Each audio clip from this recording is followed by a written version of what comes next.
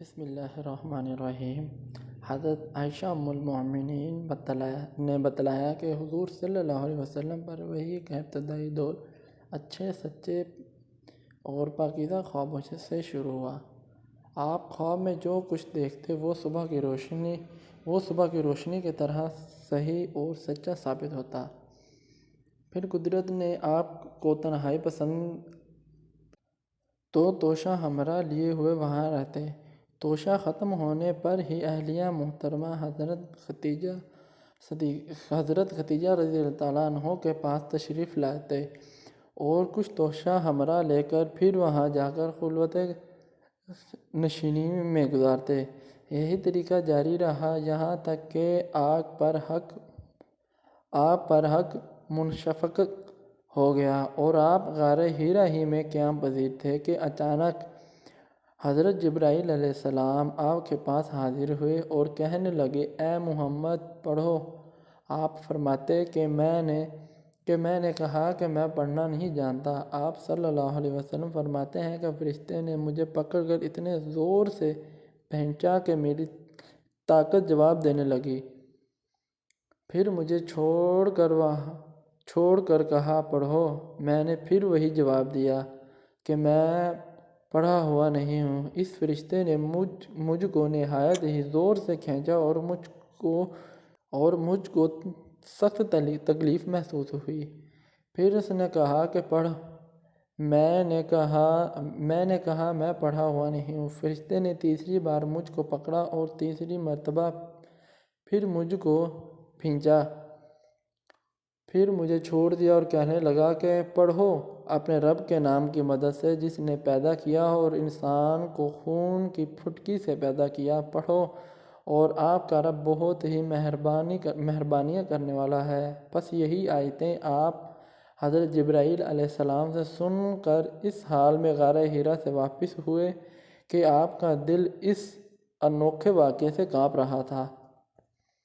آپ حضرت خدیجہ رضی اللہ تعالیٰ عنہ کے ہاں تشریف لائے اور فرمایا کہ مجھے کمبل اڑا دو۔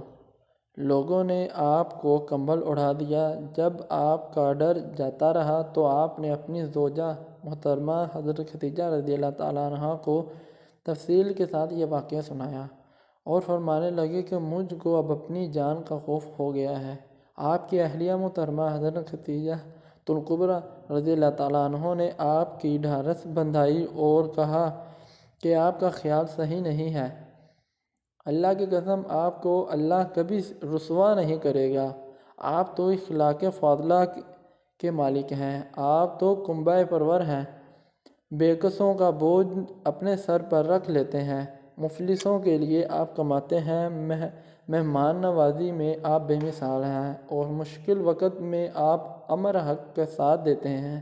ایسے اوصاف حسنہ والا انسان یوں بے وقت ذلت عبرانی زبان کے کاتب تھے۔ چنانچہ انجیل کو بھی حسب منشائے خداوندی عبرانی زبان میں لکھا کرتے تھے۔ وہ بہت بوڑھے ہو گئے تھے یہاں تک کہ ان کی بینائی بھی رخصت ہو چکی تھی۔ حضرت خدیجہ رضی اللہ تعالیٰ عنہ نے ان کے سامنے آپ کے حالات بیان کیے اور کہا، اے چچا زاد بھائی، اپنے بھتیجے محمد صلی اللہ علیہ وسلم کی زبان ذرا ان کی کیفیت سن لیجیے۔ وہ بولے کہ بھتیجے آپ نے جو کچھ دیکھا ہے ان کی تفصیل سناؤ۔ چنانچہ آپ صلی اللہ علیہ وسلم نے از اول و آخر پورا قصہ سنایا، جسے سن کر ورقہ بے اختیار ہو کر بول اٹھے، یہ تو وہی ناموس ہے جسے اللہ نے حضرت موسیٰ علیہ السلام پر وحی دے کر بھیجا تھا۔